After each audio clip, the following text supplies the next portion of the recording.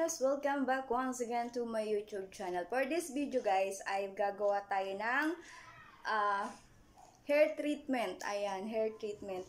Hindi kasi ako nagpapariband guys, hindi talaga ako nagpapariband. So, takot ako magpariband at saka mahal magpariband. So, hindi pa to nakatikim ng riband. So, ang gagawin lang natin, susubukan natin ngayon ay yung keratin treatment in natural way. Yan, DIY hair treatment. Ayan. Kasi guys, hindi pa ako nakakapagpariband. Hindi ko talaga pinapariband yung buhok ko kasi takot ako. Bukod sa takot ako, mahal, diba? So, itong tip na to, baka makatulong sa inyo para gumanda rin yung hair nyo. So, ayan, susubukan natin sa hair ko. Kasi yung hair ko guys, papakulay lang ako. Pero yung rebonded or ano pa man, wala eh. Talagang ito lang eh, shampoo lang siya eh.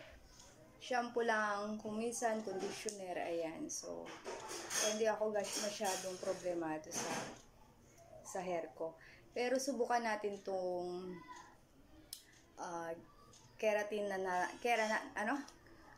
treatment na to na natural. So ayan guys, samahan nyo ko at ituturo ko sa inyo kung paano. Ituturo niya pala, hindi pala ako. So, ayan. Stay tuned. Yan yung mga kakailanganin natin, no? Kailangan natin ng 1 egg. And then, vitamin E. Any vitamin E na ganito ang style.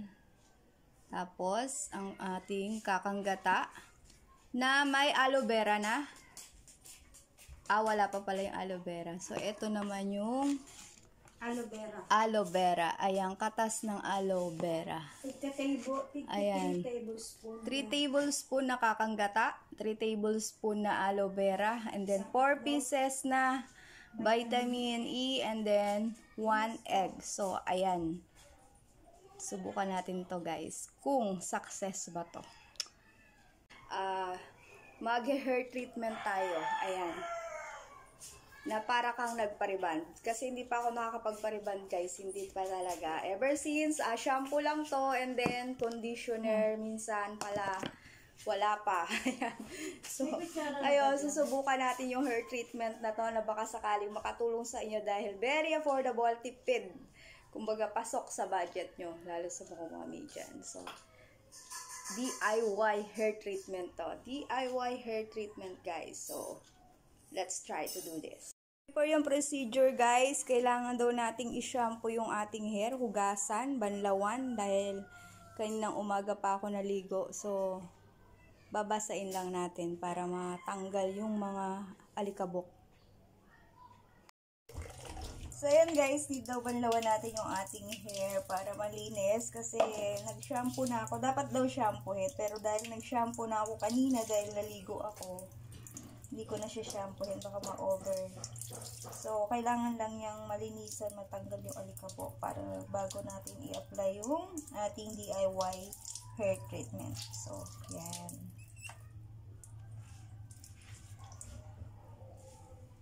So, okay na. Pag niya yun. Ayan. Ayan malinis. Ang ingay mo. Ayan na. Tapos na tayo. So, okay, tara. Ayan. Ito, asan yung gunting? Nilagyan ko na yan vitamin E. Pira. So, ito may 3 tablespoon ng kakanggata. And then yung egg, ibibit lang. Sama-sama mo lang. Lahat. Tapos, yung aloe vera. Sama mo. 3 tablespoon. 3 tablespoon. Tignan mo akong 3 tablespoon na yun. 1, 2. Dito pagkain cloud. Lagay mo na lahat yung 3. Basta 3 tablespoon. Parang 3 eh, sobra na. Okay lang sumobra. Vitamin E. Then yung vitamin E cloud, lalagay natin. Tapos ibig mo.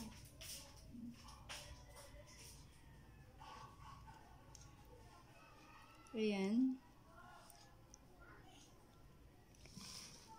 Kita nyo ba guys? Ang ating ano.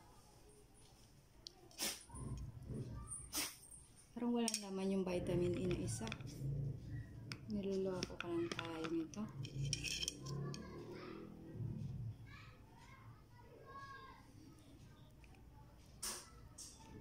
Ayan. This is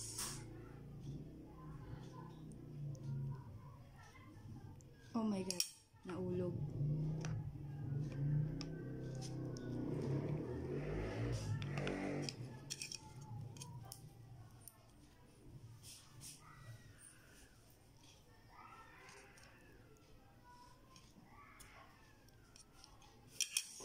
Over yung ating katanggata. So, yung ating aloe vera mula sa ano halamanan ng Eden.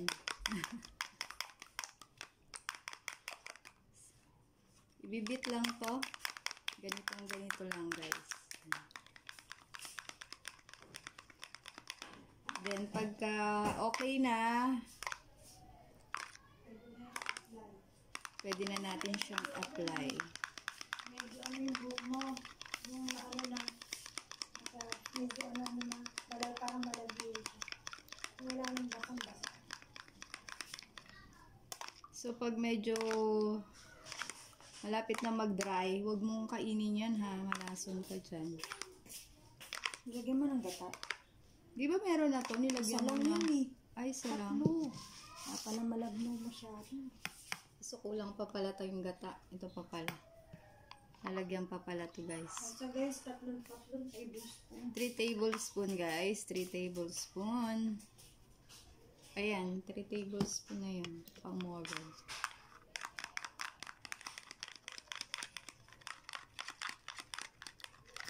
Titignan natin yung resulta nito kung effective ba to. Effective ba to.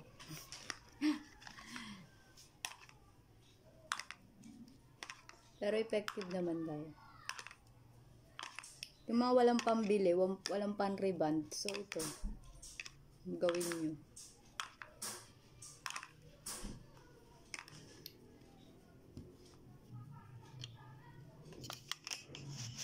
Diba?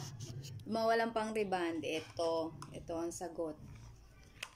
Hindi kasi ako guys nagpapareband. Actually, hindi pa talaga ako nagpapareband. So, virgin na virgin yung aking buhok pagdating sa reband.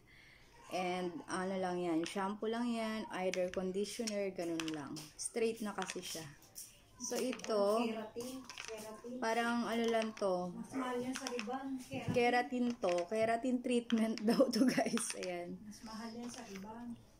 So, yung walang pampaparlor, ayan, pwede nyo itong gawin sa bahay. So, ilalagay natin yung description below, yung mga kakailangan ninyo para ano. And then, step by step. Okay.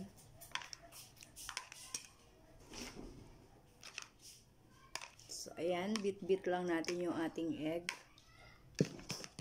So, yung egg yolk at saka yung ano, walang tinanggal dun guys sa isang buong itlog. Kasama ng 3 kutsarang aloe vera, 3 kutsarang kakanggata at 4 na capsule ng vitamin E. So, yun lang. So, pag medyo okay na yung hair natin at medyo dry na, then, tsaka natin siya i-apply. Yung medyo malagihay na, yung hair natin, yung medyo malagihay na siya. Doon natin siya i-apply guys.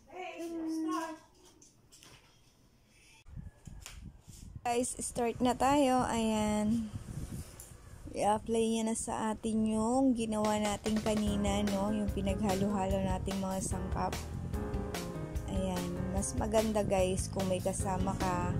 Okay lang naman na gawin mo to ng sarili mo, but mas okay sana kung may kasama ka na mag-a-apply sa'yo para at least lahat ng ano malagyan ng maayos, di ba?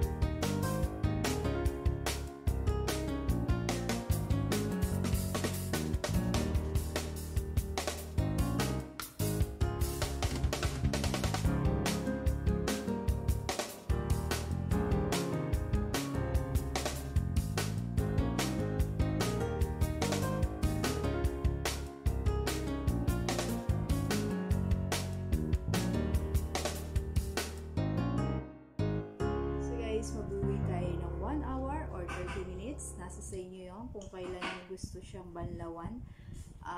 Kumbaga is okay lang naman siyang magtagal sa hair natin kasi wala siyang chemical na halo, diba? Aside sa vitamin E. So, yun lang. So, safe naman siya para mas maganda yung result siguro. So, we're just waiting for 1 hour or 30 minutes.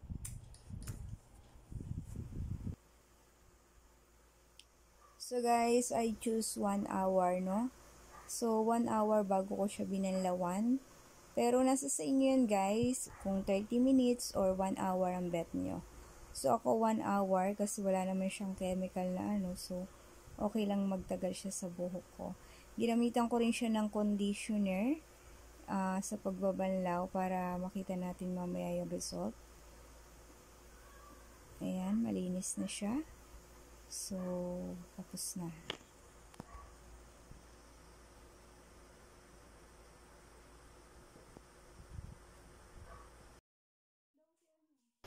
Patuyuin lang nating mabuti guys.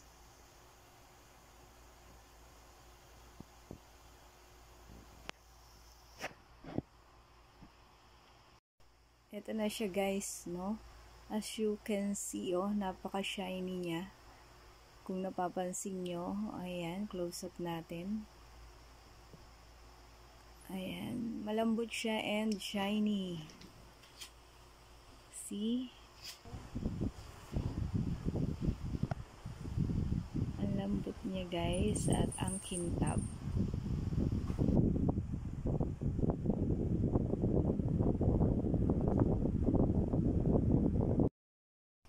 So, eto na guys, ang ating finished product. Ayan. Diba? Ang kintab para akong nagpa-rebond. Ayan, or keratin treatment. Diba? Keratin blowout. Ayan. Pil na pil natin ang buhok natin ngayon. So guys, malambot siya. And then, nakikita mo yung shine. Because, siguro talaga sa ating or milk. Kaya siguro sa kanyang coconut. So, parang nagpapagpapagpapag. Kita niyo yung tinapag. So, ayan. So, at nakatipid. Diba? Nandito pa yung water.